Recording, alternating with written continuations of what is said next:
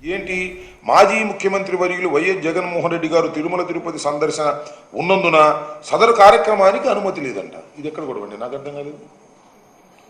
శ్రీ శ్రీ శ్రీ శ్రీ శ్రీ వెంకటేశ్వర స్వామిని మాజీ ముఖ్యమంత్రి గారు సందర్శించడానికి ఎవరి అనుమతి కావాలి? పోలీసు వారి అనుమతి కావాలా? నేను తిరుపతి వెళ్ళాలనుకున్నాను, ఎవరి అనుమతి కావాలి? నా మనసు అనుమతి కావాలి, భగవంతుడు అనుమతి కావాలి. అనుమతి లేనందున జగన్మోహన్ రెడ్డి గారు అనుమతి లేనందున మేము దాన్ని మీరెవరు రావడానికి వీల్లేదు అనేటువంటి మాట. పోలీసు వారి అనుమతి శ్రీ వెంకటేశ్వర స్వామిని సందర్శించుకోవడానికి పోలీసు వారి అనుమతి అవసరమా? ఎప్పుడైనా ఉందా చరిత్రలో? చాలా దుర్మార్గమైనటువంటి మాటలు మాట్లాడుతున్నారని మనం చేస్తున్నాం. మొన్నటిదాకానేమో లడ్డూ తయారీ నెయ్యిలో జంతువులు కొవ్వు కలిసిందని ప్రచారం. నిరూపించండి అంటే సిట్ వేస్తాం, స్టాండ్ వేస్తామని ఎవరిని వేశారు వాళ్ళకి కావాల్సిన వాళ్ళని.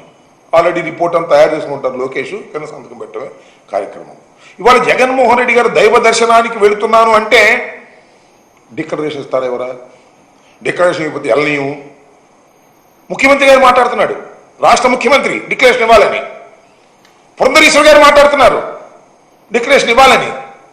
ఏందబ్బా ఈ తొండి ఏంటి? నాకు అర్థం కాల. జగన్మోహన్ రెడ్డి గారు ఇవాళ వెళ్తున్నాడా? ఎన్నిసార్లు వెళ్ళాడు?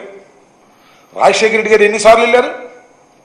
ఒక ముఖ్యమంత్రిగా పట్టు వస్త్రాలు సమర్పించారే రాజశేఖర రెడ్డి గారు సమర్పించారు, జగన్మోహన్ రెడ్డి గారు సమర్పించారు.